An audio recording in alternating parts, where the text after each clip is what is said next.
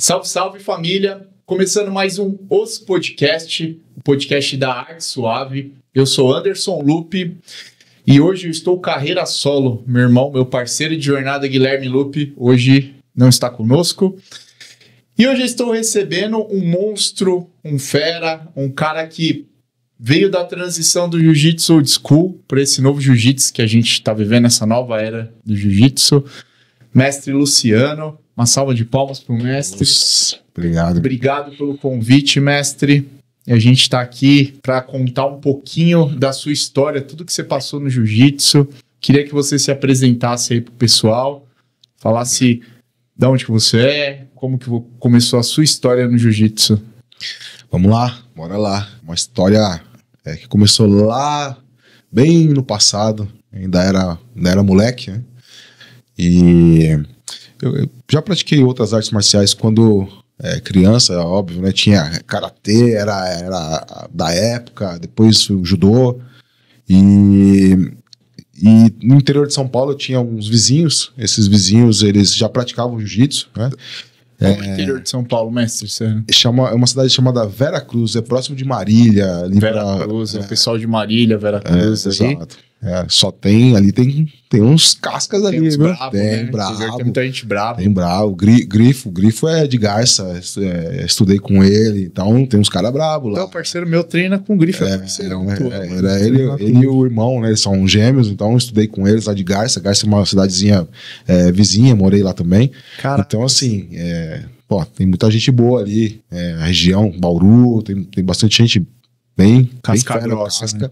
E é assim, old school, né? Pessoal da antiga mesmo do jiu-jitsu. Né? É o que a gente vai falar, essa transição que você viveu isso, né? Do old school para esse novo jiu-jitsu. Exato.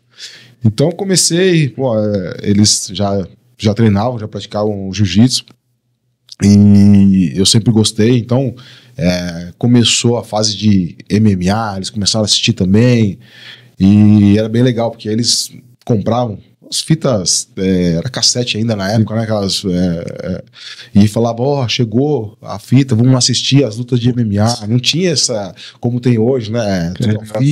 Hoje tá tudo muito fácil. Era tudo muito mais difícil, né? Mas, os caras curtiam, então eles compravam.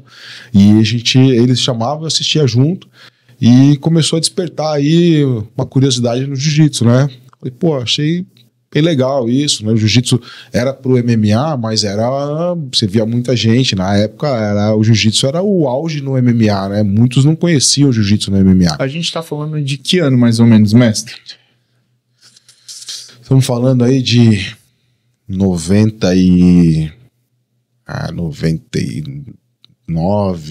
A gente tá falando a época dos Gracie ainda tava em alta ou já tinha passado um pouquinho? Não, acho que ainda tava em alta. O Ryan veio um pouquinho depois ali, mas ainda tava em alta. Foi antes até de Pride, desses eventos já mais assim, né, que tinham uma visibilidade maior, exato. Então, assim, ainda tava bem ainda, né? E esses meus vizinhos eram 3 irmãos, os 3 praticavam e começaram, então eu comecei ali a me interessar, né? Essa fase, devia ter ali uns 15 anos, 15, 14, algo assim, faz tanto tempo, né? Faz tanto tempo. A gente ilustrar, saber como começou e tal. E aí comecei a treinar, cara. Na época não tinha esse negócio de tempo. Vai ficar só 1 ano e meio de 2 anos de branca. Como é que era? Isso aí ficava muito mais tempo? Não tinha nem grau na faixa. Não tinha grau? Não tinha grau na faixa, não. Assim, eu me lembro até que os professores, né, eles costumavam falar, a faixa aí só serve para segurar a calça, não é só para fechar o kimono, isso aí não quer dizer nada. Não quer dizer nada, cara. E você veio de uma área que demorava então para trocar de faixa, não tinha essa sequência, né? Era realmente você ficava ali, a hora que o professor entendesse que você tá apanhando bem e tá resistindo. Não é batendo, né? Não é apanhando bem, galera. né? Não era a época do bater bem, é apanhando bem. É o quanto você é resiliente, quando né? você tava ali apanhando e voltando, falou, pô, esse aí realmente tá afim, né? Então vale a pena. E eu fiquei mais ou menos aí, acredito que uns 4, 5 anos aí só de branca, né? Só de branca. Porque 4, 5 anos só de branca. Só de branca. Imagina se você pega um moleque dessa geração agora, que é tudo muito rápido. Não, Mano, você deixa 2 anos na branca. Fiquei 5 anos. Até porque o que acontece? Eu acabava migrando, né? Eu comecei em um lugar, depois ia para outro lugar por conta de saía, mudava de cidade. Exato. Aí atrapalhava, né? Então, eu tinha que mudar de academia. Você não chegava lá, não tinha grau, você não chegava lá com grau, você ia lá, ia praticando, o cara falava, daqui 2 anos eu vou te dar a branca, 3 anos eu vou te dar a branca. Então eu vou te dar azul, né? Vou sair da branca. Então você ficava ali.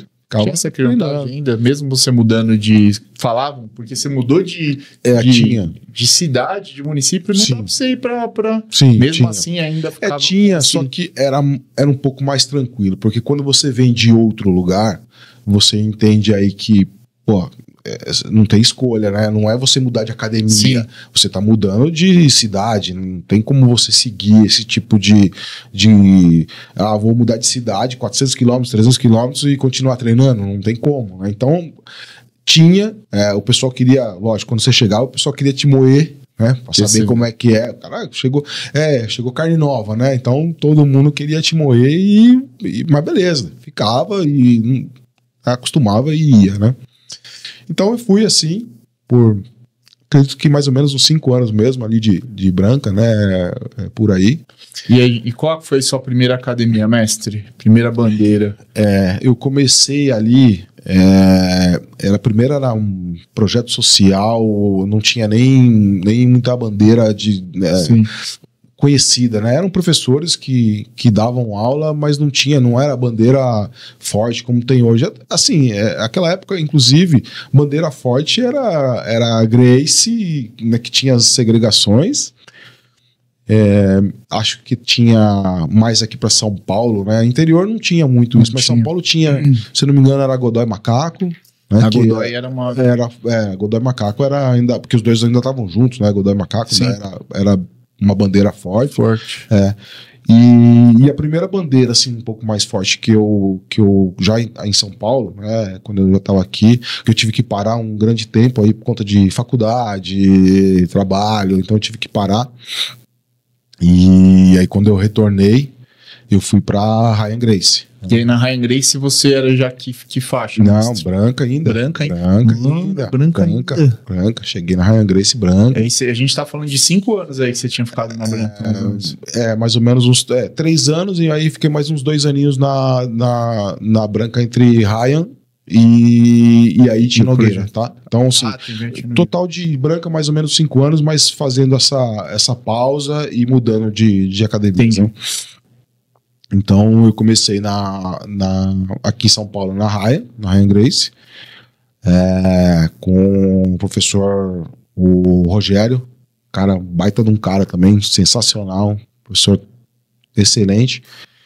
E aí, mais uma vez mudei, fui ali morando na Lapa, né, ali região de São Paulo ainda, região da Lapa, e queria voltar a treinar, e vi que tinha uma Tim Nogueira ali perto, né? Pertinho de casa, dava pra ir a pé. Então, falei, pô, legal, eu vou voltar a treinar.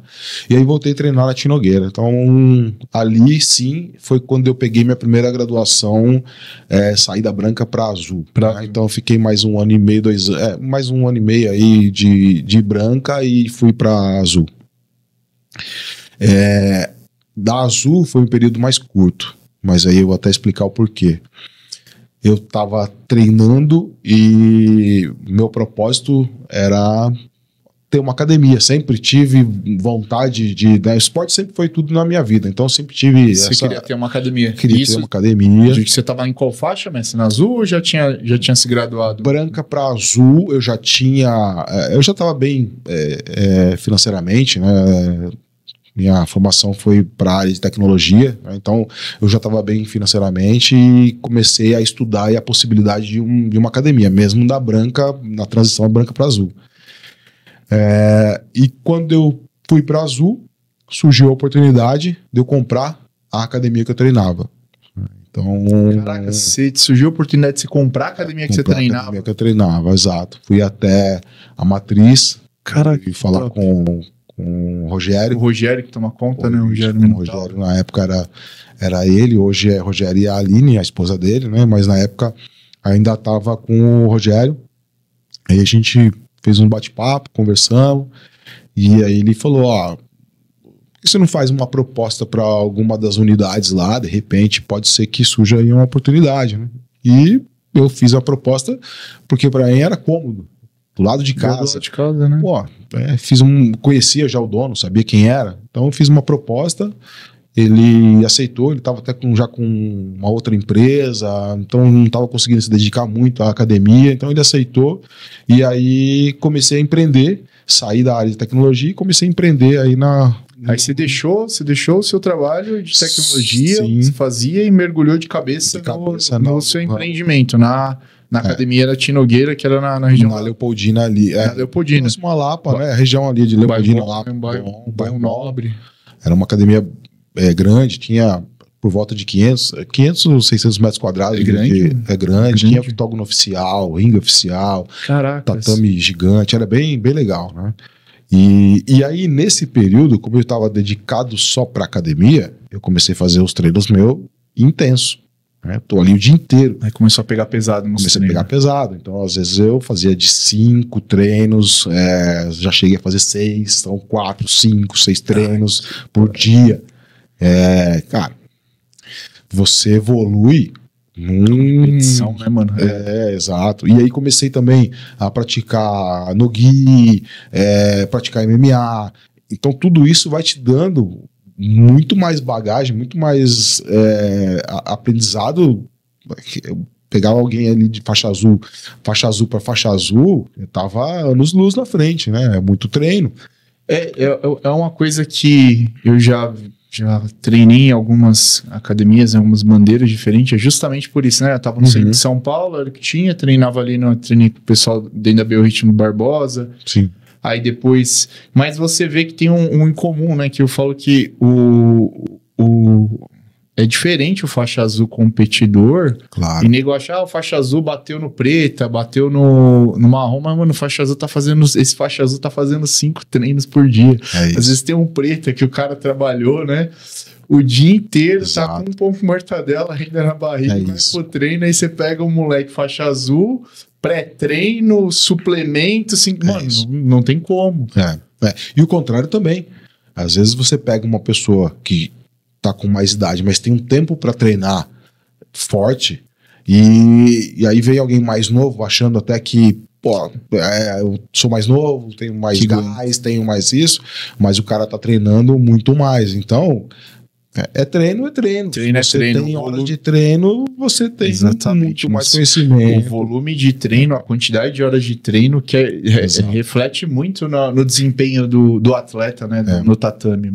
E assim, o engraçado é que horas de treino não te dá só sabedoria de técnica, mas ela te dá a sabedoria de se conhecer. Então, o ponto que é bem legal é porque pode ser, eu tenho uma idade maior do que o meu adversário, ou com quem eu estou ali fazendo treino, mas eu sei como o meu corpo aguenta. Então o que eu vou fazer? Eu vou segurar o ímpeto dele, esperar ele dar uma cansada. Cansou? Agora a gente está no mesmo nível de gás, de explosão. Agora eu começo a colocar minha técnica em cima. Exato. Então, tudo isso também faz parte da experiência, do treino, né? Isso é importante também. E aí você abriu a academia. E aí tava lá com a academia, né? Treinando 5 treinos por dia, administrando a academia. Administrando e treinando. E aí fiquei 2 aninhos de azul e fui pra roxa, né? Aí sim, aí eu tava competindo, já tava fazendo um monte de outras... Na roxa, você começou a competir na roxa ou Na ou azul já. Na azul, Na você já azul. tava competindo. Na azul já competi, na azul eu fui vice do Paulista, aí ganhei mais uns campeonatos que tinham ali, o próprio campeonato interno tinha Nogueira, aí fui pra Bahia para disputar também lá um evento de submission, que era de roxa, e eu fui azul, eu fui disputar o de roxa, aí fui, inclusive no dia que eu peguei a minha faixa roxa, eu tinha um campeonato no Elias Silvério, um campeonato de jiu-jitsu. E como eu sabia que eu ia me graduar O Elias no Silvério mesmo dia, disputou do UFC, né? isso, E tem uma academia, eu não sei se ainda tem a academia dele, mas era em Osasco, a academia dele. Ele chegou a treinar com o pessoal do Barbosa um tempo, se eu não me engano. O Elias. Aí, campeonato lá, eu sabia que eu ia pegar a graduação naquele dia. Falei, poxa, sacanagem eu me colocar como azul. Se eu tô pegando a graduação no mesmo dia que eu vou lutar, Marcha. eu vou de roxa, né? E fui campeão de roxa. Eu peguei a roxa no dia e disputei roxa. Então fui campeão lá. E é isso, cara. É hora de treino. Não importa a faixa, é hora de treino, é hora de dedicação, né? Então foi bem legal. E aí peguei a roxa, continuei disputando campeonatos, aí fui pro Paulista, aí fui mais algumas vezes vice também do Paulista, aí fui campeão da Master Pro. Você tinha direito a ir pro Master Pro quando você estava ali ranqueado, acho que entre os 3, tinha um ranking da Federação Paulista. Se você tivesse nesse ranking, você era convidado a participar desse campeonato. Então não é pago, não era um campeonato de inscrição. Era Se tivesse melhor colocado no ranking, então te chamavam para competir. Hoje não tem mais esse Master Pro. Eu acredito que eu acredito que sim, acredito que ainda tenha. Esse campeonato até era em Itu, não era nem realizado em São Paulo, né? Mas não sei, faz tempo que eu não vejo mais a federação, que estão os campeonatos da Federação Paulista, mas acho que ainda deve ter alguma coisa, ou um outro nome, deve ter sim. Esse campeonato foi um campeonato bem legal também.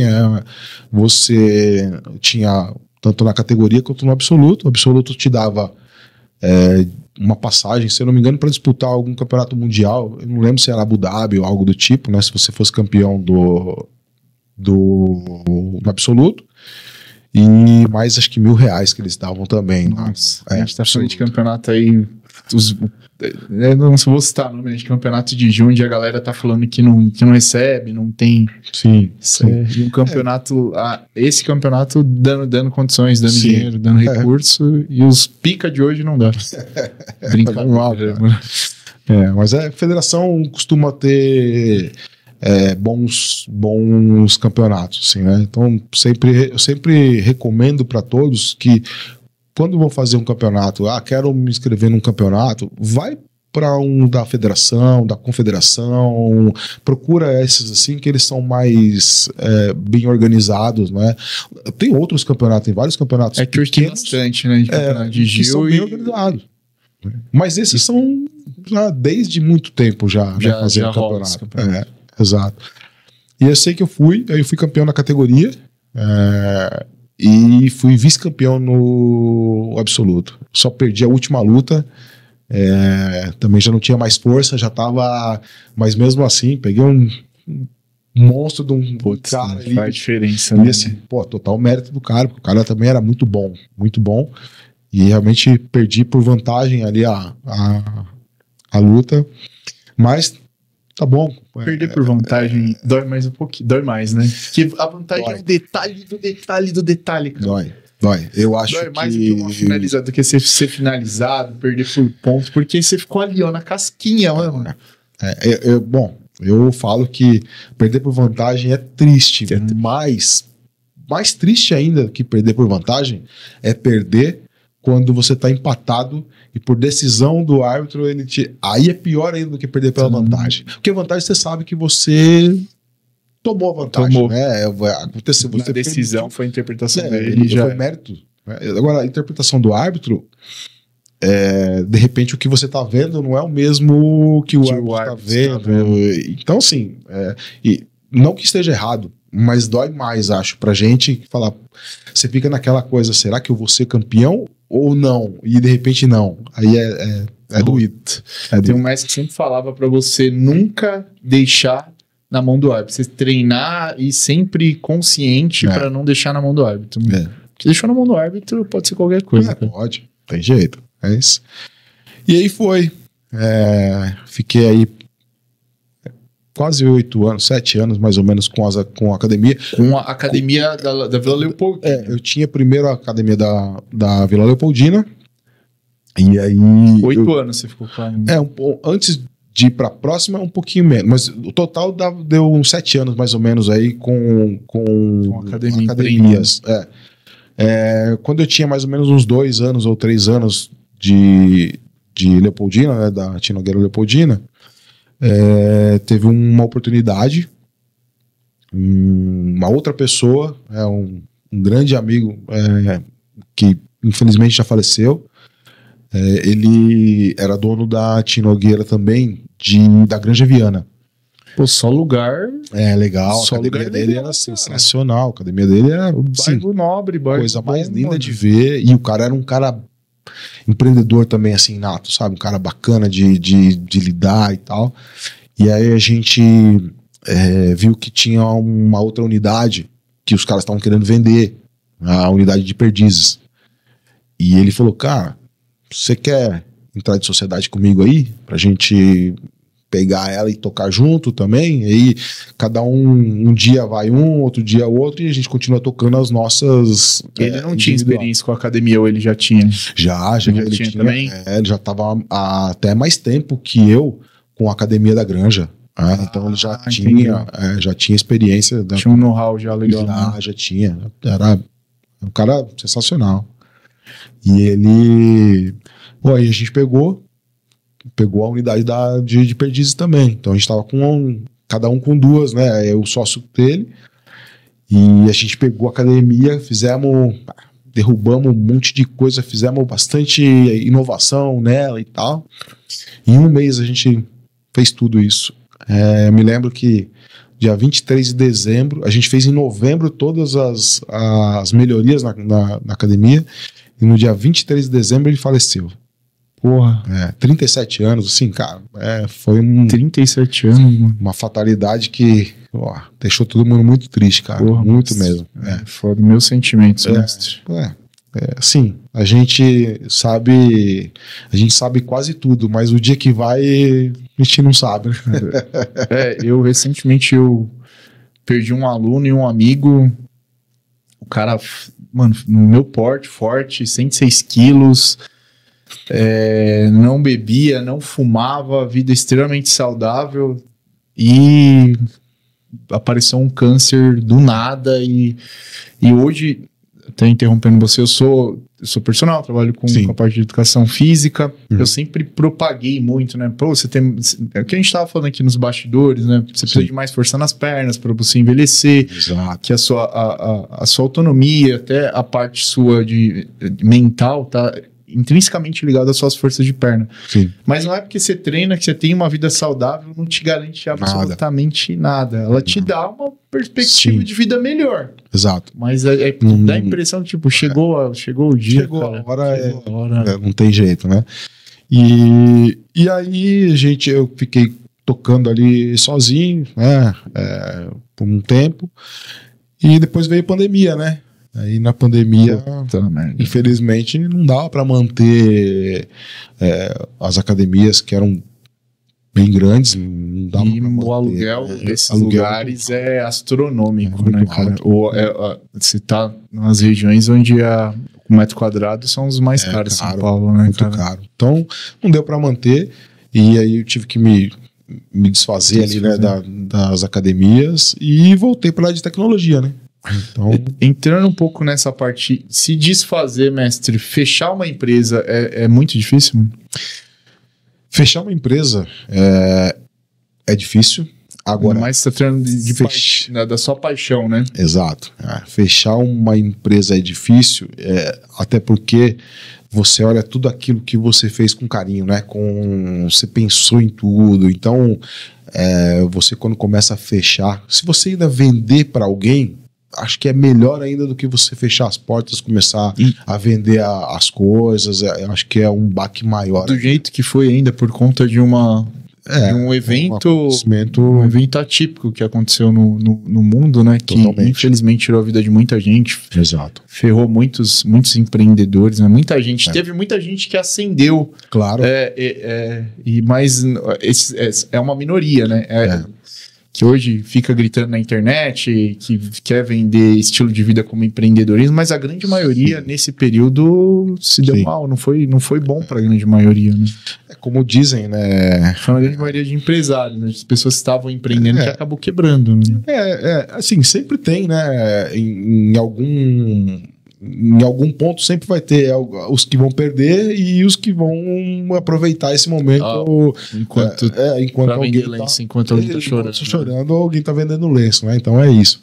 Mas tranquilo, acho que o importante é isso. A vida tá aí, a gente dá a volta e vai pra frente. Inclusive, é isso que é um ponto que é bem legal da gente falar, né? Às vezes a gente fala assim que o jiu-jitsu ou a arte marcial ou o esporte em si, que ele te dá muita disciplina, que ele te dá essa dinâmica toda aí de não desistir, né? E tal. E eu acho que, no meu entendimento, os caras que estão ali seguindo forte é porque ele já tem essa característica de não desistir, de continuar em cima, você diz frente. É deles mesmo ou você acha que o esporte proporciona isso? Você hoje como mestre, tendo contato com muitos alunos? Sim, eu acho que o esporte ele proporciona, sim, para quem quer. Se você quer, é um canal excelente para você seguir. Agora, como que eu vou exigir disciplina? Ou como que eu vou passar disciplina para uma pessoa que é indisciplinada, que não vem treinar, que não aparece, nem tá azul para hora do Brasil, não tem como. Agora, se você tem essa vontade, você já tem essa força de pelo menos um pouquinho ali da disciplina, aí sim, aí você consegue trazer essa pessoa para até o fim. Quantas pessoas desistem? Quantas pessoas começam o jiu-jitsu e não se tornam faixa pretas? Bastante, né? Tem. Se você realmente existem na faixa azul, né? Na faixa azul, né? Poxa, você passou um degrau. Desistência na faixa azul, parece, né? Exato, você passou um degrau. E aí você desiste na faixa azul. Por quê? Falta pouco, falta mais um pouco, vai mais um pouquinho, né? Então, assim, quem não tem a disciplina, não adianta. O esporte não vai trazer isso se você não quiser. Não quiser, né? Exato. Esse é meu pensamento, essa é a minha forma de ver aí. A gente costuma falar, né, que o jiu-jitsu é para todos, né? Mas nem todos são para o jiu-jitsu. O jiu-jitsu é para todos, mas nem todos são para o jiu-jitsu. E essa frase se encaixa exatamente nisso, da pessoa que não tem disciplina. Exato. Ela não vai se encaixar no jiu-jitsu. Né? Não, se você quiser, o jiu-jitsu é para você. Tá lá para todo mundo. Independente se você é alto, se você é baixo, se você tem limitações ou não, o jiu-jitsu tá ali para isso, né? Tá ali para você. Agora, se você não quer, se você não tem essa vontade, esquece. Não vai dar certo, né? Então, e eu tive essa força de vontade de continuar, mesmo fechando a academia, teve que ser resiliente. E não foi num período nem que dava para você vender, né? Porque até para fechar, não era um momento que não tinha ninguém para comprar e ninguém ia querer comprar. Se fosse o momento de hoje, você conseguiria até compradores. Com certeza. Se fosse no momento de hoje, eu nem teria feito. Estaria hoje tá no auge, né? Hoje tá começando a propagar, abrir muita academia de jiu-jitsu, até lá fora tá se falando muito bastante hoje, né? Então, assim, coisas da vida. E a gente cai. Você viveu um luto, mestre? Sim. Tipo um luto, sim, foi pesado. Foi pesado. Foi pesado. Tanto do golpe, imagino, financeiramente, quanto emocionalmente. Sim, né? Sim, foi pesado. Eu engordei muito, né? Parei de treinar total, não conseguia mais. A gente ficou trancado em casa, né? Pandemia, trancado em casa. E fiquei ali. Potencializou o período de luto ainda, Total, então, né? Exato. Aí perdi muita forma física, dei uma desanimada assim em algumas coisas, mas aí vem, bate aquela, né? Cara, peraí, pô, até ontem você venceu um monte de barreiras aí, né? Olha até onde você chegou. E por que agora você vai deixar que isso te atrapalhe a vida, que tire aí eu... Não. E foi quando eu falei, quer saber? Acabou, parou por aqui, vou voltar e vou voltar pesado, vou voltar forte. E eu tinha uns contatos ali com o pessoal, né, com o Demian Maia. Ele tinha fechado a academia dele, que também era ali na Leopoldina. Lá nesse período ele também fechou, Demian Maia? Ele fechou a grandona, ele tinha uma gigantesca, que ele era sócio... ou ele era sócio ou ele só emprestava o nome, né, fazia para utilizar, era bem grandona, e eles também fecharam, e o Demian estava fazendo uma dele sim, a definitiva dele, menor, com uma infraestrutura sensacional, a academia dele é linda. É mesmo, eu nunca fui lá. Linda. É bem bacana. E aí o Demian, inclusive, chegou a fazer um acordo, leva os seus alunos do jiu-jitsu que fechou, a gente vai abrir a academia, então assim... Você passar as suas leads, né? Isso, sua carteira de alunos que você tinha pra eles. Oferecem pra eles vir aqui. Falei, claro, com toda certeza. E aí a gente fez até um videozinho junto, chamando os alunos e tal, e eu fui treinar lá. Aí você começou a treinar lá no Demian? Voltei a treinar lá, aí eu voltei a treinar. Isso depois passou muito tempo, depois passou a pandemia? Acho que 1 ano e pouquinho, quando começou a liberar de novo, sabe, as academias a poder voltar, aí eu voltei a treinar. E já a cabeça, a parte emocional já estava melhor com tudo isso que você passou, mestre? Tava melhor assim, Ou você ainda tava mais engajado, tava mais engajado a querer voltar, mas o meu corpo tava sentindo todo o golpe de ficar sem treinar e tal. Então, assim, muita coisa do que eu fazia, cara, às vezes eu esbarrava na barriga, que não conseguia segurar, faltava ar, porque a barriga tava com gordura. Deve ser enorme. Cara, não dava. Aí eu cheguei até uma vez, cheguei em casa e falei pra minha esposa, falei, acho que já era pra mim. Mas por quê? Sei lá, já não... Bom, eu lembro, eu voava, e agora tô aqui com dificuldade, tentando ir.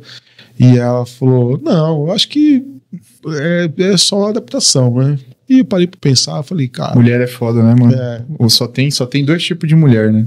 Acho que as que te levam pra cima ou as que te afundam. Te afunda, joga lá embaixo. Né? Graças a Deus, cara, tenho uma sorte muito grande, que a minha é muito parceira, cara. Muito parceira mesmo. Então, assim, cara, voltei. Mas, assim, putz, tá difícil. Aí chamei um muito amigo meu, que chegou da aula até na Academia de Perdizes. Um cara sensacional no Muay Thai e no boxe. Cara, vamos fazer uns treinos na praça. Preciso secar, velho. Preciso voltar na minha forma. Sua antiga forma física. Na minha antiga forma física. Aí ele falou, claro, quando você quiser. Então bora. Começamos. 3 vezes por semana, treinava na praça, o boxe pesado, 1 hora e pouco. E jiu-jitsu também, todo dia ali fazendo. Já no Demian, jiu-jitsu. No Demian. Já no Demian. No Demian. E foi.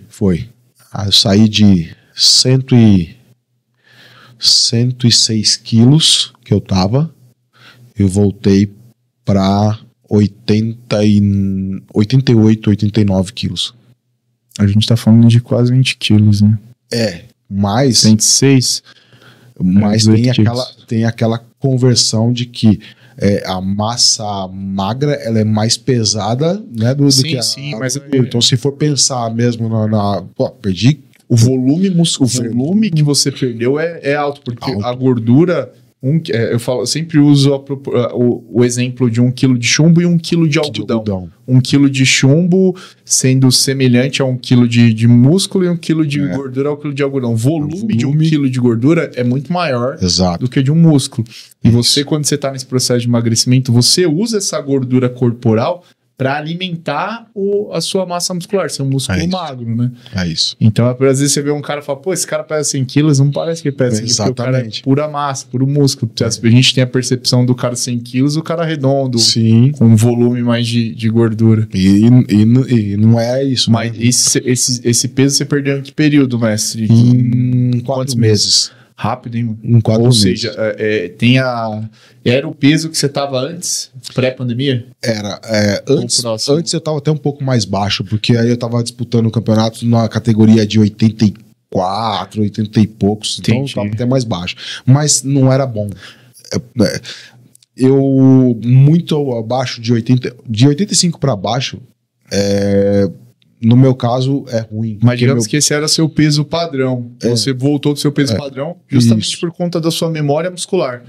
Memória de treino, anos treinando. Com então, certeza. É muito mais fácil para uma pessoa que já foi muito condicionada voltar àquela forma física, porque o corpo ficou mais tempo nesse peso. Sim. Então a resposta é difícil. É difícil. No começo é difícil, porque te falta arte, falta tudo, mas logo você já começa a ficar cada vez mais determinado, cada vez treinar mais forte, e isso faz você rapidinho. Essa resposta é boa. Perder.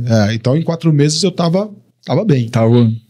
Aí mudamos de São Paulo para São Caetano. Você viu para São Caetano. Aí eu perdi a referência de onde eu vou treinar agora, né? Onde eu vou treinar? Eu já tava na Roxa, no 4º grau da Roxa, né? Então, falei, pô, onde eu vou? Eu fiquei 7 anos de Roxa, tá? Só pra... 7 anos de Roxa. 7 anos de Roxa. Caraca, 7 anos de Roxa, 5 de branca, 7 de Roxa. Azul foi o que você ficou. 2 anos, foi 2 anos. Menos, Na verdade, foi 14 anos de branca pra roxa, só aí foram 14 anos de jiu-jitsu. É isso aí, só nessa enfrentada aí foi isso. E aí vim treinar, aí consegui descobrir que tinha o centro de lutas, São Caetano.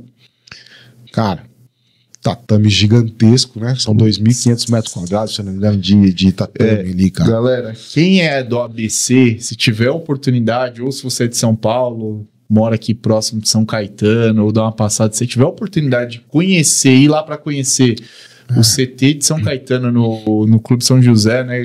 Ali é a Estrada das Lágrimas. Na Estrada das Lágrimas. É o maior tatame desmontável da América Latina. Isso é enorme. Exato. É grande. Muito grande. Mestre, toda vez, eu até faço os rios, eu às vezes sou repetitivo, cara. Porque eu tentei ser atleta, ser jogador de futebol, e já treinei lá quando eu passei um período de teste no São Caetano, né? Uhum. E toda vez que eu vou lá, eu fiz trabalho também da faculdade com os atletas que tinham, que a BMF, na época era BMF Bovespa, né? Tinha uns atletas olímpicos que treinavam lá, eu fiz trabalho com alguns atletas. Mas não tem uma vez que eu não entro lá que eu não alimento a minha criança interior, cara. Porque a atmosfera, tipo assim, você se sente atleta na hora que você entra. Um monte de gente, a galera tudo treinando. Mexe, sabe? Eu fico, claro. Só de entrar, nem começar a treinar, eu já fico feliz. Diferente de outras academias que eu fui, por conta do ambiente, do lugar, você fala, cara, me sinto atleta na hora que eu entro lá. E ali tem tudo, né? Tem a parte de fisioterapia, tem bastante coisa. É sensacional ali. Galera, então, ó, fica a dica. Você mora no ABC ou tá próximo, dá um pulinho lá pra você conhecer o CT de lutas de São Caetano. É top. E comecei a treinar lá, né? Morador de São Caetano faz a inscrição e é gratuito. Né? São Caetano tem muito benefício. São Caetano é muito bom, cara. Tem essas questões que ajudam algumas coisas boas, muitas coisas boas aqui. E comecei a treinar. Então, ia lá treinar, fazer meu treino e tal. E aí o Marcelo é o coordenador lá de abraço, luta. Mestre Marcelo. Um abraço. Cara, é coração puro. Cara. Muito puro. gente boa, cara. E comecei ali, ele começou a ver um formato diferente de quando eu tava rolando, ensinando, mostrando, e ele pô, conversou comigo, falou, quanto tempo? Começou a conversar o tempo de treino. Então, eu falei, esses são os meus tempos. Ele falou, eu percebi, né, por conta eu vejo rolando e é isso. Aí eu fiquei mais um aninho eu fiquei mais um pouquinho, acho que um ano ali, um pouquinho menos até, e fui pra marrom, aí 1 ano e meio de marrom, e peguei a preta. E peguei com ele a preta, com o mestre Marcelo. Mestre Marcelo. Foi um dos, se eu não me engano, foi um dos primeiros alunos da Infight, né? O primeiro faixa preta, se eu não me engano, da Infight foi o mestre Marcelo. Eu vou, inclusive, eu conversei com eles esse dia por WhatsApp, na hora que eu for lá treino, eu vou convidar. Eu não sei da história dele, né? Eu tenho curiosidade, ainda não perguntei. Sensacional, sensacional. A história dele é muito bonita, cara, principalmente com esse projeto. Porque ele é o cabeça desse projeto lá, né? Exato. E assim, o projeto, o que a gente tá ali sempre para fazer, o projeto nosso é salvar vidas, né? Não é transformar campeão em jiu-jitsu, não, é salvar vidas, salvar família, né? Então assim, todo mundo, se vê, a minha família inteira treina lá, meus filhos. Minha esposa teve que dar uma parada por conta da gravidez e tal, mas também estava treinando. Em casa todos são graduados. Então, só assim, vou voltar. Todos não, porque eu tenho uma pequenininha de 6 meses e ela ainda não experimentou o tatame de jiu-jitsu, mas logo mais. Como chama seu filho, mestre? O meu filho chama João Vitor. Galera, eu vou postar, depois você me manda esse vídeo do seu filho lutando. Quantos anos ele tá hoje? Agora 13. Eu vou postar o vídeo dele, eu vou até deixar no fim da entrevista, vou pedir pra ele, o filho dele lutando. Galera, moleque é bizarro no jiu-jitsu e é atleta nato. Em casa é todo a mais velha, que tem 15, também treina. Vice-campeã paulista de jiu-jitsu. Também tem os campeonatos do interior, né, essas coisas todas. Aí vem ele, né? Então é a Ana Luísa, o João Vitor, e agora tem a Ana Beatriz, que é a pequenininha. Legal. Então, mas logo também ela tá lá. Tá no caminho. Daqui a pouco a gente joga ela ali no tatame. E aí, você falando desse projeto, o objetivo do projeto, eu falo pra maioria dos convidados, a gente sempre faz esse bate-bola que a gente fez antes, né? E o jiu-jitsu, ele salva vidas, mas ele salva em todos os sentidos, né? Se um dia você precisar de se defender, vai te salvar. Claro. Te salva no aspecto de... Eu vejo muita gente, né? Converso com muita gente e esse podcast começou justamente por conta dessas resenhas pós-treino que a gente tem, de muita gente com depressão, vencendo a depressão por conta do jiu-jitsu. E encontrou no jiu-jitsu um propósito, um caminho, começou a ter disciplina no momento da vida onde não queria nada, não enxergava caminho nenhum. E a gente, né, não só você também deve presenciar muito isso no jiu-jitsu. Com certeza. Então, o jiu-jitsu realmente salva vidas, mestre? Salva muito.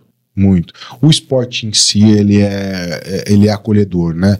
Mas acho que o jiu-jitsu, ele tem um pouquinho mais aí, parece que quando você começa a fazer, você tem aquela vontade de fazer, logo você é picado pelo bichinho do jiu-jitsu e aí você começa a querer se interessar mais e vai procurar vídeo na internet, vai querer buscar, quer saber mais, então você fica uma fome de conhecimento no jiu-jitsu que é algo impressionante, assim, né? E isso é que faz afastar as pessoas de coisas erradas, de coisas ruins, né? Essa facilidade de conseguir pegar ali, capturar a pessoa e deixar ali no jiu-jitsu, né? Então isso ajuda muito, né? Mestre, você chegou a falar que você fez outras artes marciais. Sim. Comparando com essas outras artes marciais, você acha diferente que, assim, uma coisa que me impressiona no jiu-jitsu é esse senso de comunidade, cara. É diferente das outras? Ou você vai falar, não, Anderson, eu fiz boxe, também tem senso de comunidade no boxe, no Muay Thai. É que, assim, como eu frequentei algumas academias e eu vi a diferença na postura, até da galera do Gil, da galera do Muay Thai. É diferente, esse senso de comunidade que eu acho isso no jiu-jitsu fantástico. E eu queria saber se tem diferença Na minha visão, tem. Imagina o seguinte, eu vou dar um exemplo aqui que é um exemplo muito claro. Imagina o seguinte, qualquer outro esporte, qualquer outra arte marcial, você tá ali, tá fazendo treino, acabou, legal, tal, vamos embora. No jiu-jitsu, você permite, inclusive, quando você tá ali fazendo um rola, você vê o suor escorrendo assim, ó, da cabeça e caindo na sua boca, no seu olho, e você continua treinando, e você... cara, que lugar, cara, que lugar que isso não seria um impacto, não, pelo amor de Deus, você fez, caralho. Entende? Isso é jiu-jitsu, cara, isso é jiu-jitsu. Então, assim, você não se importa, quando você tá ali, você já não se importa mais com nada, você só quer viver aquela experiência, né? Então, na minha visão, sim, eu acho que o jiu-jitsu tem essa questão aí de senso de comunidade diferente. Exato, de ser uma família mesmo, assim, começa a aumentar a sua família, né? Cada um que chega, vai, legal, vem, e assim. Então, é isso, porque assim, até como em toda academia, sempre tem competidor nas academias que eu fui, né? Uhum. E aí você tá lá no rola, às vezes o cara te pegou, você pega e você tenta dar uma ajuda pra ajustar o jogo do cara, o cara tenta dar ajuda, mano, faz isso, melhora isso. E às vezes é o cara que ou que você apanha muito, ou que você bate e tem na hora da troca, esse copo vazio. E a gente tá falando de um esporte que é individual. Sim. Eu vim do futebol, que eu sempre vou usar, passei anos na minha vida, né? Joguei em alguns clubes, prendi meu passe no São Bernardo. Mas assim, mesmo na várzea, onde todos os colegas ali são de time, tem um cara que sempre vai ter o cara que vai te queimar, o cara que vai olhar pra você, tá bem posicionado, ele olha pra você, toca pro outro lado, dá a bola mais quadrada. Eu falo pro meu irmão, tá aqui até hoje operando linguiça, que foi profissionalizou na Cisense, né? Que a resenha do futebol de várzea, se você não ficar no churrasco até o final, nego vai te fritar, você é a pauta, tipo assim, você não tá, você é a pauta da vez. Isso. E a gente tá falando de um esporte coletivo, que teoricamente era para ter um senso de comunidade maior, do time se ajudar para todo mundo ganhar um campeonato. Sim. E eu vejo isso muito maior no esporte individual. Onde, tipo, os louros são só meus, que eu ganhei, mas enquanto eu tô naquela equipe treinando, sim, todo mundo me ajuda.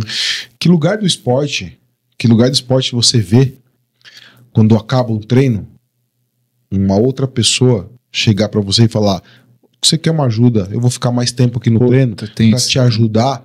Que eu vi que muitos me param e falam: pô, professor, como que faz? Tô com dificuldade. Tô com dificuldade. E aí você para, e aí outros param pra ver, e também, que aí começam a tirar dúvida.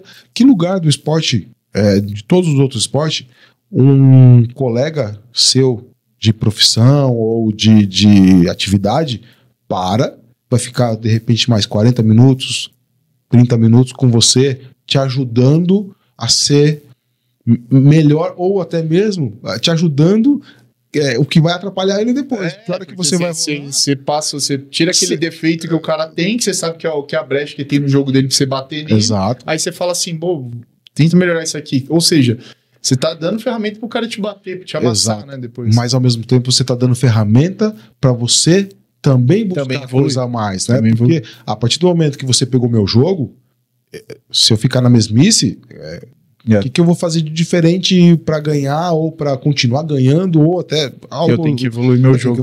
Evoluir meu jogo. E quando eu vou evoluir meu jogo, eu continuo evoluindo o seu, e você me ajuda a evoluir o meu. Então, assim, é isso. Isso é jiu-jitsu.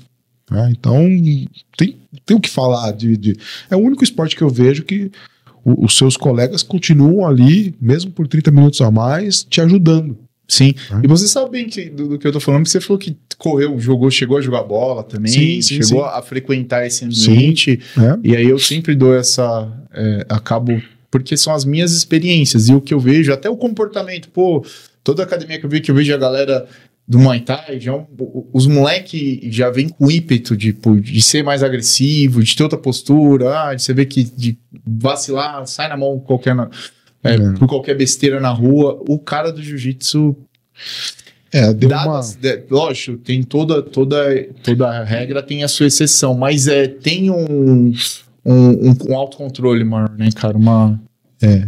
Óbvio que assim, o jiu-jitsu ele veio mudando muito, né? É aquilo que a gente tava falando. Sim, porque a gente vai entrar nesse daí.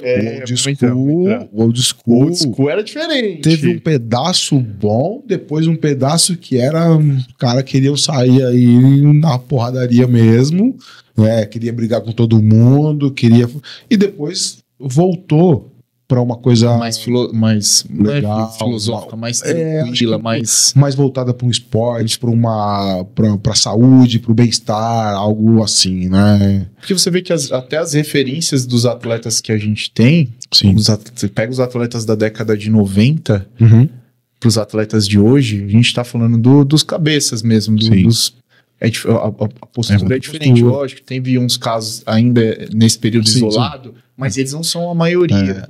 O que antes era a maioria. Hoje você vê que a molecada, os atletas, os top, é tudo samurai.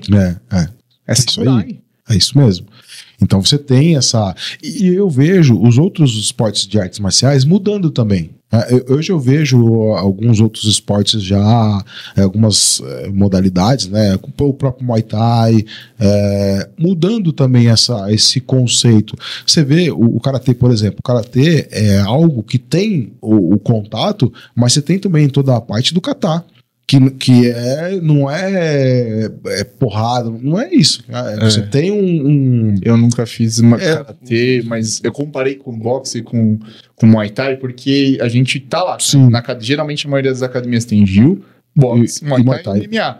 Então você vê a diferença dos praticantes dessas modalidades. Eu não tive a oportunidade de ver um karatê, o taekwondo.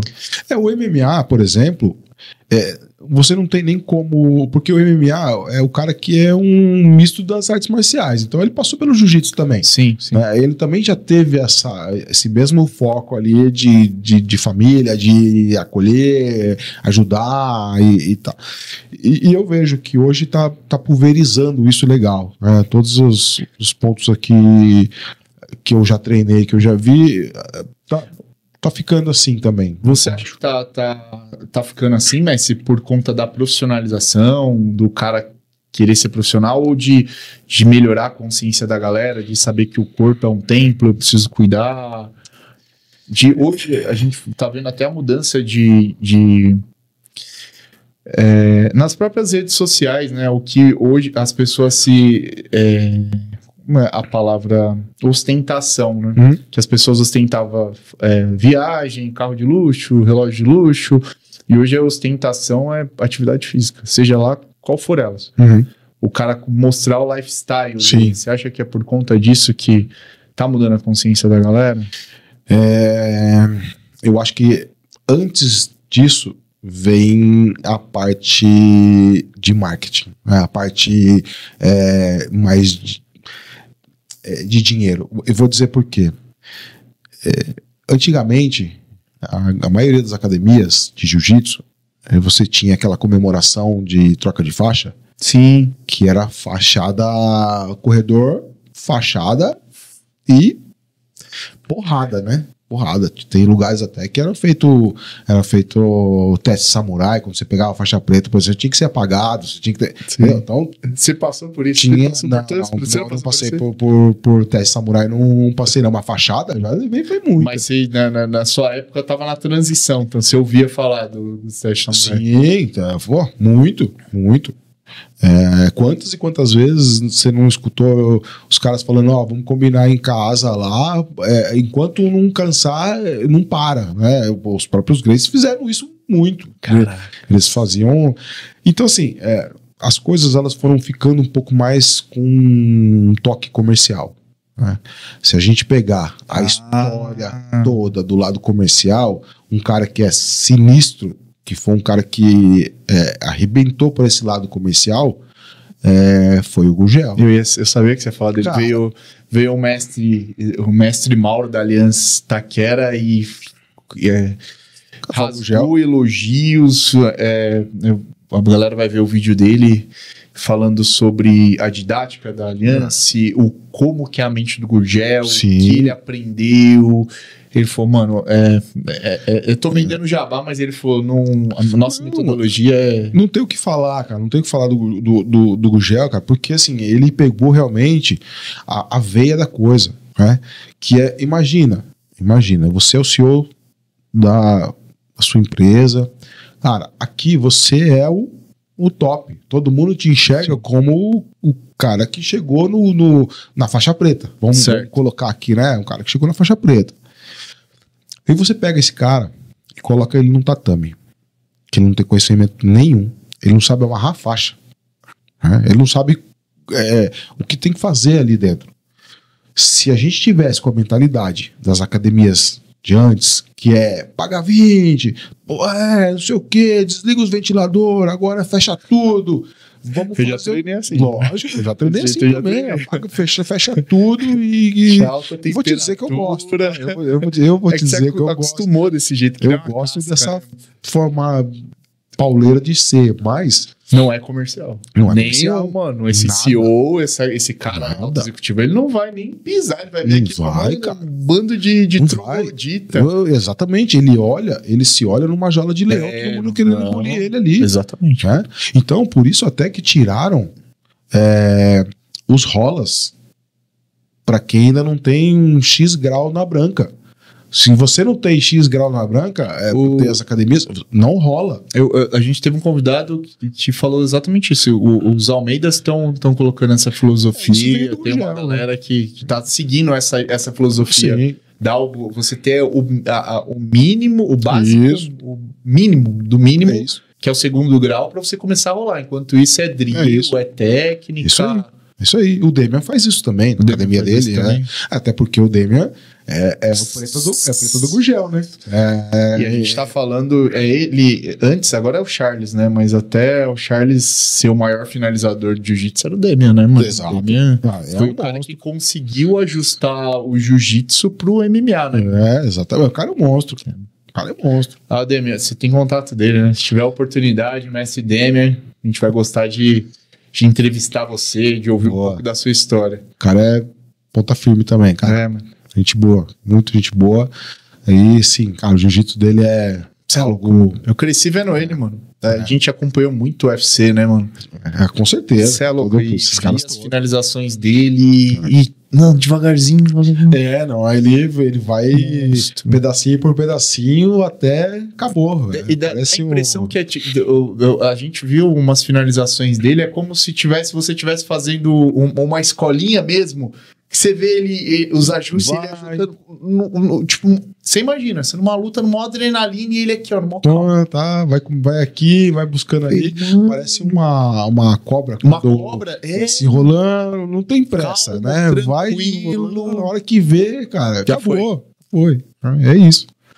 Então, essa metodologia de comercial, cara, você consegue trazer todo mundo para fazer arte marcial, todo mundo para cuidar da saúde, todo mundo. E aí sim você começa você imagina, você acha que os caras não vão querer postar ou mostrar que eles são o CEO da empresa, mas eles também podem ser um faixa preta, eles também podem ser qualquer outra, um esporte. Hoje muito a questão de beach tênis, você tem um monte de outros esportes também que são voltados.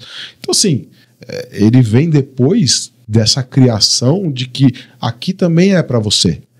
Então esse é um conceito. Inclusive eles fizeram até em Moema, né, a academia deles, que é Top Zona, tipo um ticket já mais alto, um público específico, tem personal de Gil, tem aulas o tempo todo com professores exclusivos. Ele conseguiu fazer um modelo de negócio para atingir tipo o topo da pirâmide financeira, né, que era uma galera que não praticava. É a famosa gourmetização. Exatamente. Você fez isso, você vai trazer um cara que tem o poder aquisitivo para te pagar o que for, e ele não quer se machucar, ele quer aprender, né? Ele quer ter todo ali o cuidado, e cara, tá ali.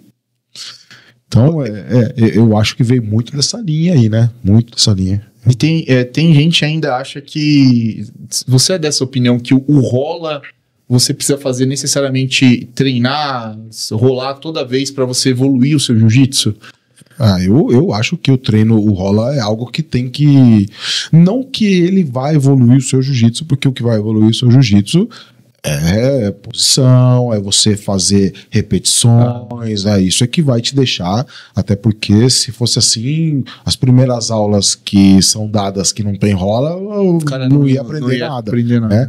Mas ela serve, o rola, ele serve para você praticar tudo aquilo que você aprendeu. Né? Eu entendo que assim, você vê a teoria e depois vai lá usar a prática, né? E você só consegue aperfeiçoar um movimento, uma posição, quando você tenta executar, não deu certo, e até você só cria algo quando você está tentando fazer e não funciona. Então você começa a desenvolver algo para você, e aí você vai criando posições para isso, mais te agrada, como melhor pegar e tal. E o rola é o teste. É o teste. O rola é o teste, para você ver se realmente o que você aprendeu, né, ou o que você criou dá certo. Né? É aí que você testa. Mas o aprendizado mesmo, ele vem do detalhe, ele vem da repetição. Ele vem do cuidado com o que o professor tem com os seus alunos. Porque se eu passar para você aqui, é isso aqui, beleza? Tá. Se eu não passar... Tem gente que tem um aprendizado, cada um aprende de forma diferente. A gente fala que tem um cara que é mais sinestésico, precisa tocar, mostrar, outro é mais auditivo, o outro ele precisa olhar para fazer. Então, você não pode ensinar como se todo mundo tivesse a mesma percepção. Não dá.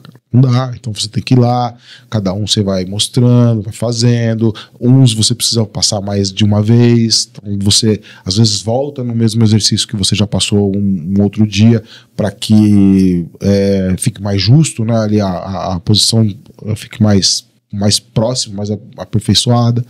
Então eu vejo isso. O rola é um treino, é um teste, e que você precisa ter até para você começar a entender como se defender, onde você tem que melhorar de defesa, porque cada um vai ter um conhecimento diferente, né? O jiu-jitsu não acaba, golpes não acaba, você vê cada hora infinito, né? Infinito. Mas pensando nisso, você falou que o jiu-jitsu ele é para todos.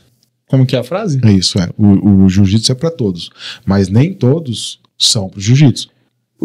Para ensinar, todo faixa preta é mestre, é professor, nem todo faixa preta é professor. Queria encaixar essa frase com um cara que é faixa preta, porque nem todo faixa preta é professor, porque o que você falou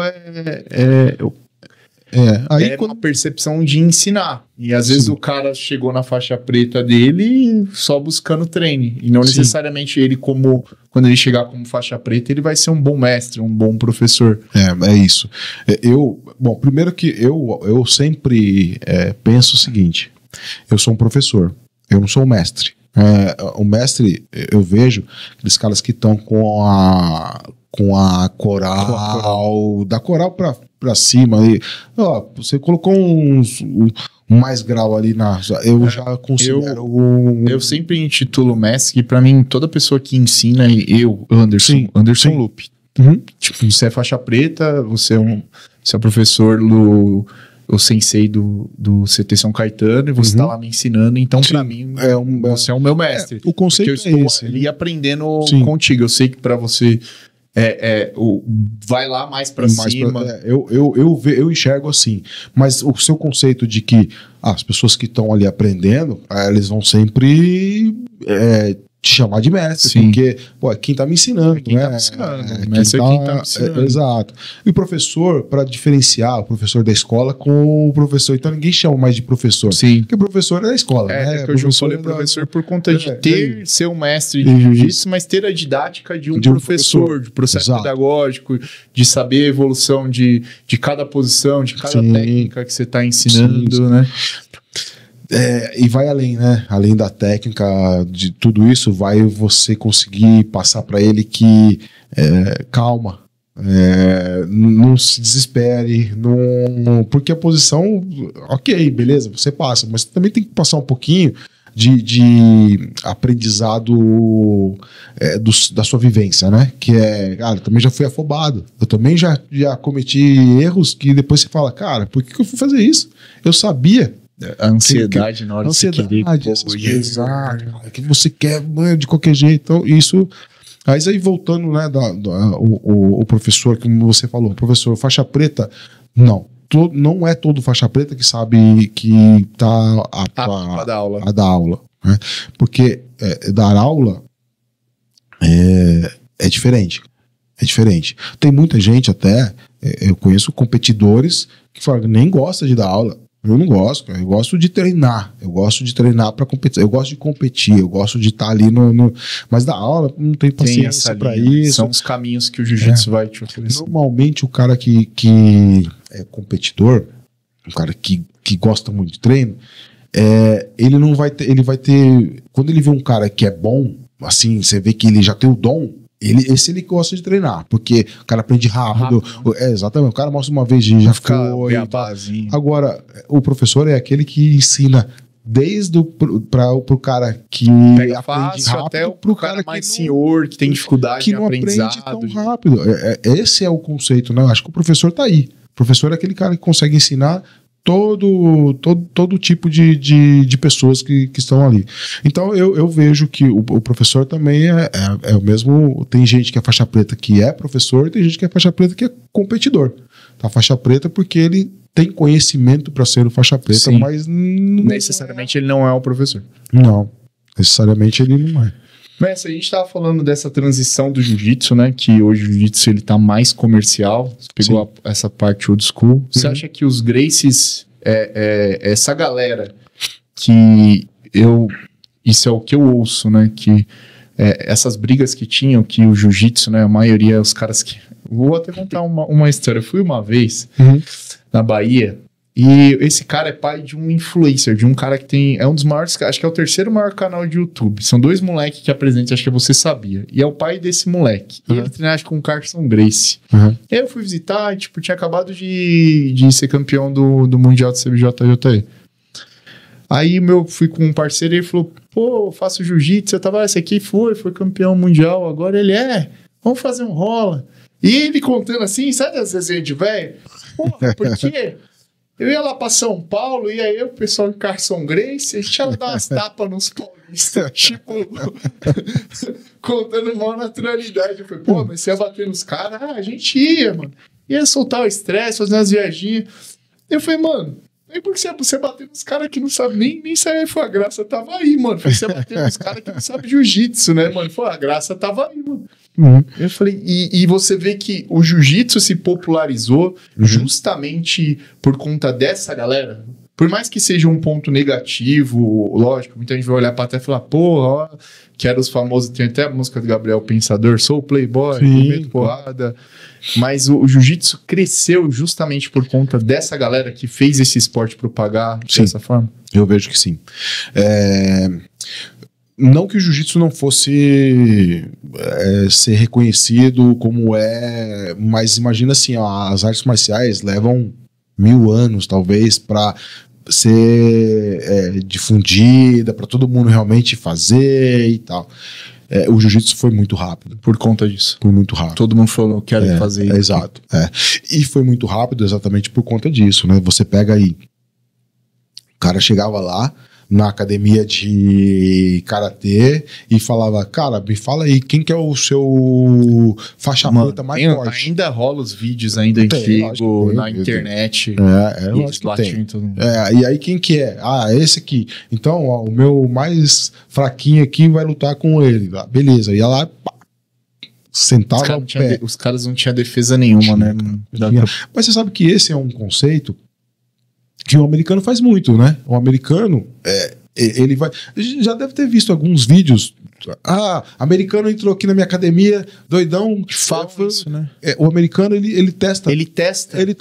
Ele testa o mestre. Ele chegou na academia, eu quero saber se esse cara realmente é faixa preta de jiu-jitsu. Ele vai lá e testa. Ele chega pro cara e fala assim, eu quero sair na mão com você. Ele tem caralho. Eu falei, hã?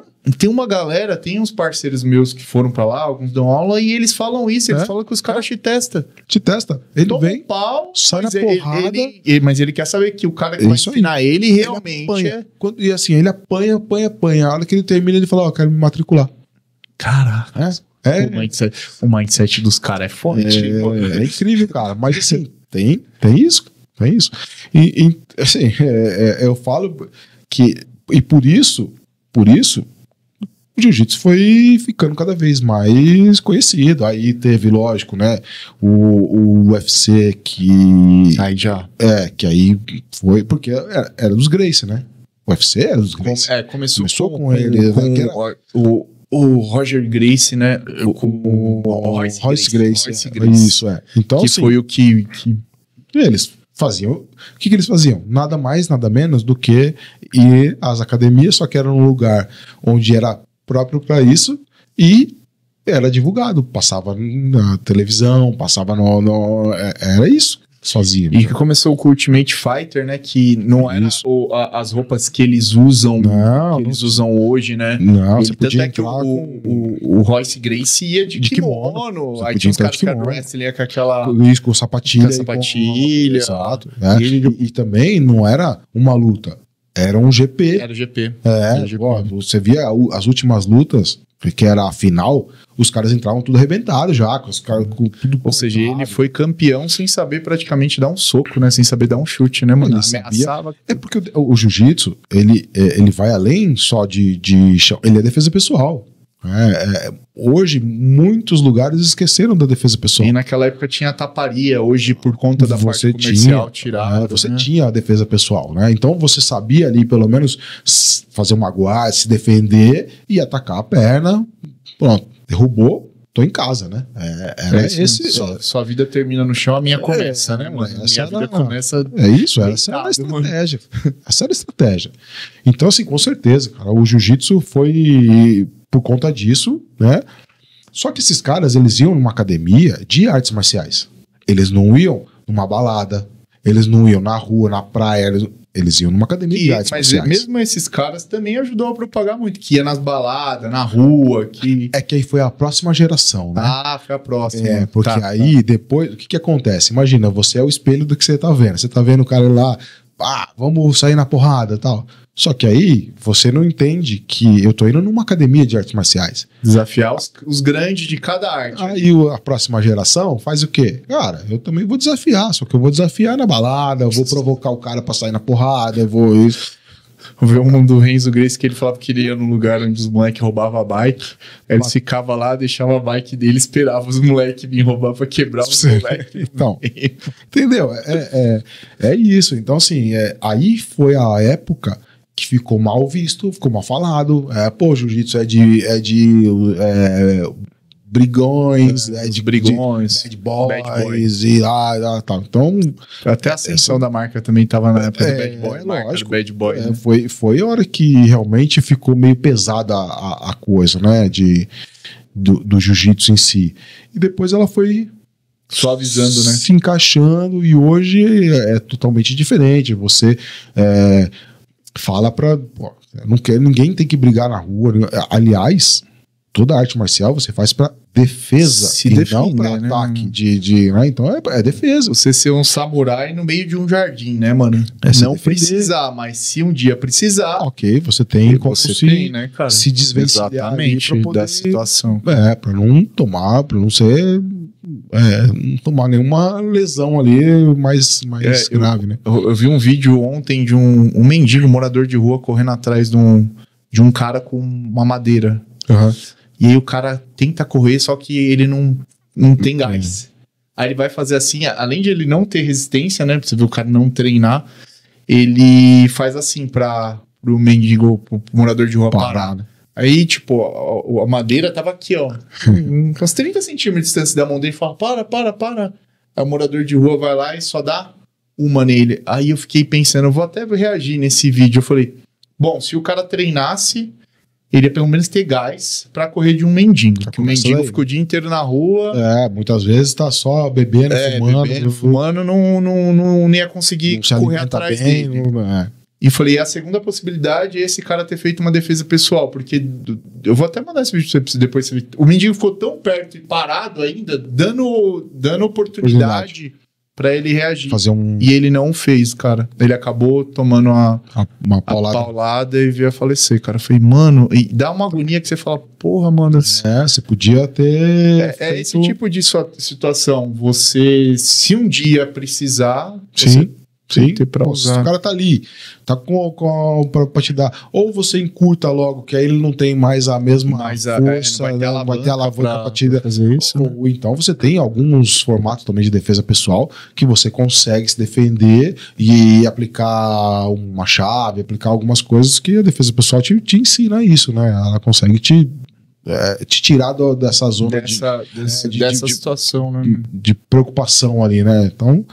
Mas hoje é isso, hoje ele é voltado muito mais pro esporte, o jiu-jitsu hoje é pra saúde, bem-estar, essas coisas. Mas lá na época não, era porrada, era pancada, os caras gostavam. E aí você vê que as referências, né, que eram daquela época, hoje mudou, né, que eu dei o exemplo desses novos atletas, que hoje os moleques são todos samurai, né? E é assim, eu por exemplo, já treinei com pessoas que são old school, que usam a força, né, que tem peso, distribui peso bem, e já fiz treinos, rolas, com caras que são aí do jiu-jitsu técnico, cara. O cara, de repente, você tá olhando ele aqui, ele já tá nas suas costas, você não sabe nem... Sem fazer força. Nada. Então, assim, eu já fiz... eu já rolei com Minotauro, Minotauro. Fala os nomes dos caras que você já rolou na mestre. Minotauro, forte, cara. Forte, já técnico forte, mas que usa realmente a técnica com a força, né? Então, pô, são caras que... guerreiraço, né? Você rolou com o Demian também? Com o Demian não, eu rolei com os professores do Demian. O Grifo não, porque o Grifo a gente era moleque quando só depois é que mas já fui com o Charles do Bronx. Cara, Charles do Bronx, bichão, é um monstro, cara. É um monstro. Ele me finalizou 3 vezes com o mesmo golpe. Eu sabia que ele tava começando e ele foi, de repente... Você sabia que ia cair nesse golpe. Você sabia que ia cair e ele pegou, cara. Ainda, né? O próprio professor que eu tive, que é o Leandro Compre, que é da G13, que é Godoy, né? Sim.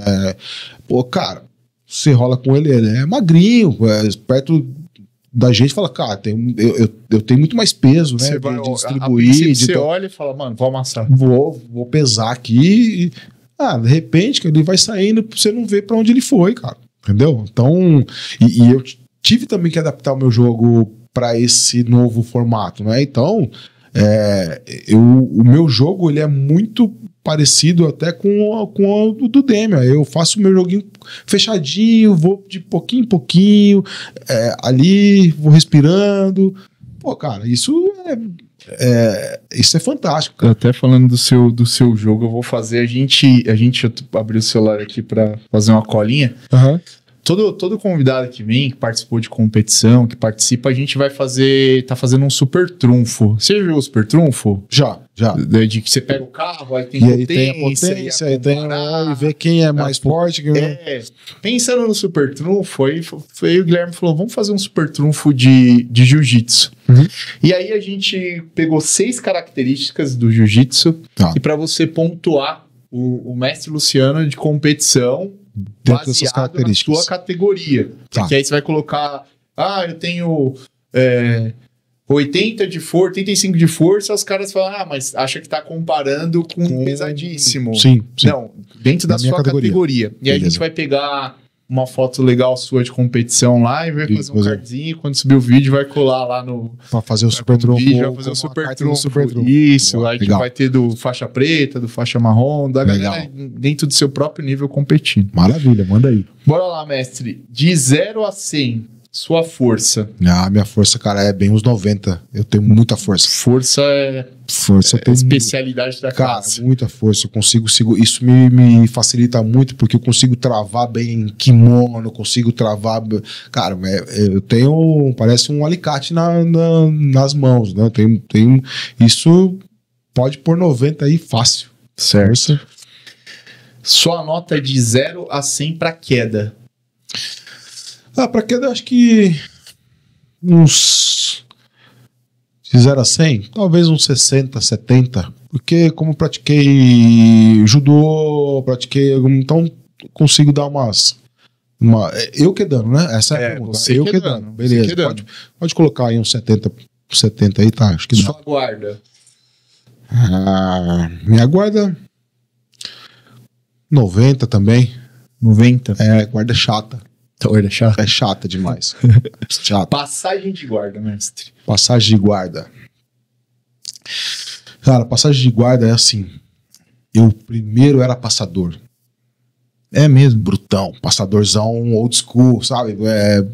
Cabeça no plexo. Exatamente. Depois vinha com a cabeça por lado, queixo ralando tudo, viravam... Então, eu sempre me dei muito bem como passador.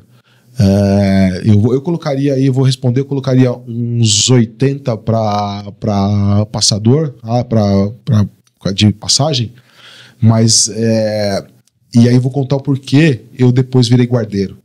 Não, pode mandar. A nota que você dá para passagem de guarda? 80 passagem de guarda. 80 passagem de guarda. 80 passagem de guarda. Manda a resenha porque você se transforma em guardeiro.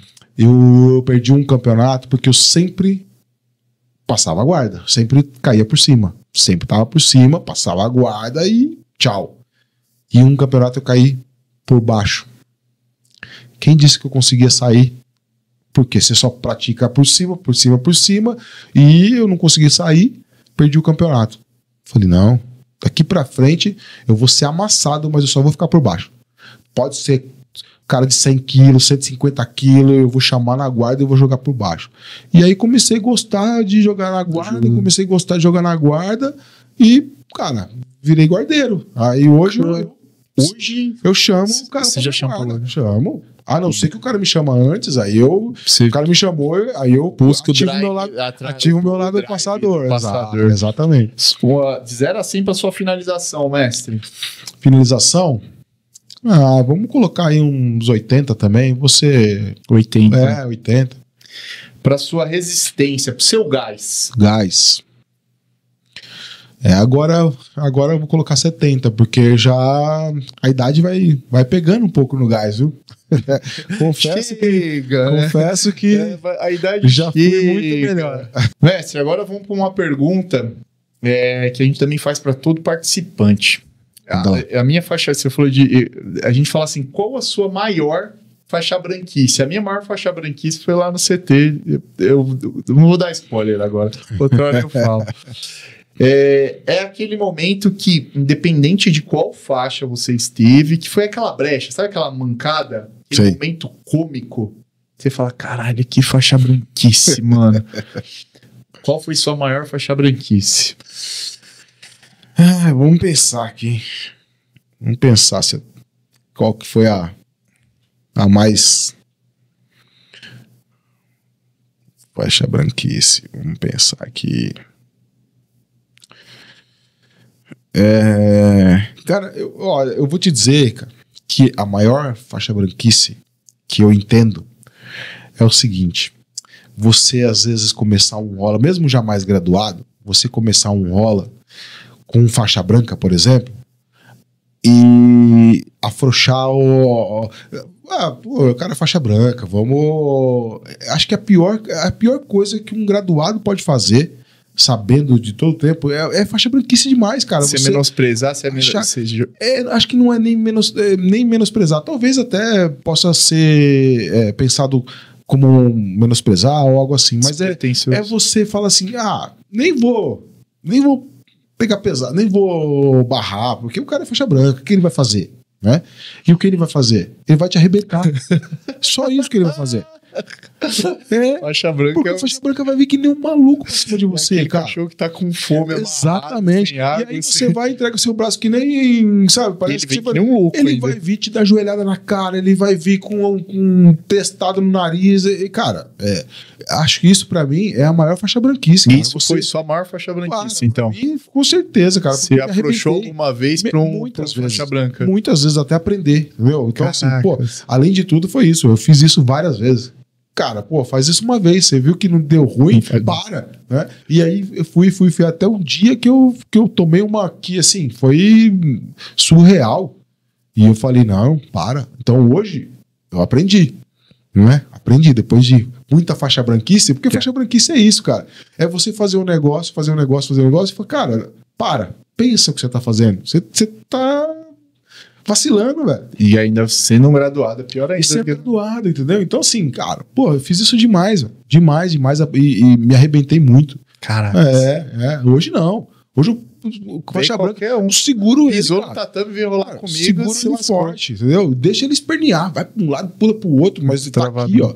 Para que ele cansar, aí você afrouxa. Aí beleza, aí você deixa ele tentar movimentar, você deixa fazer as coisas. Mas enquanto ele não... No ímpeto você não afrouxar. Não, enquanto ele não baixar aí a energia dele, ficar mais baixo. Não. Messi, qual o seu ídolo no esporte do Gil?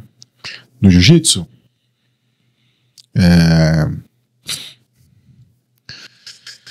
Cara, eu vou dizer que... Se você não tem ídolo também, é só uma... Ídolo é uma palavra forte também, deve ser uma referência, né? Qual a sua maior referência no jiu-jitsu? Que são muitos, né? Assim, se você for parar a pensar, cada um com o seu estilo, cada um com a sua... Teve aquela que mais marcou, aquele cara que seja aquela referência que, pô, essa foi a que mais me marcou, cara.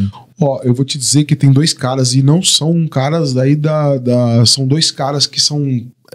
primeiro um que foi o que me... Desde da branca, depois de todos os tempos de branca, mas quando eu, da branca para azul, da azul para roxa e tal, foi um cara que eu sempre admirei muito, com o jiu-jitsu afinado, que era meu antigo professor, chamado Leandro Compre. Cara, esse cara, pra mim, ele tem uma estrelinha lá. Foi a sua referência. Referência. Ele e um outro cara também que eu assistia muito lutando, que é o Alisson Soneca. É um outro cara que...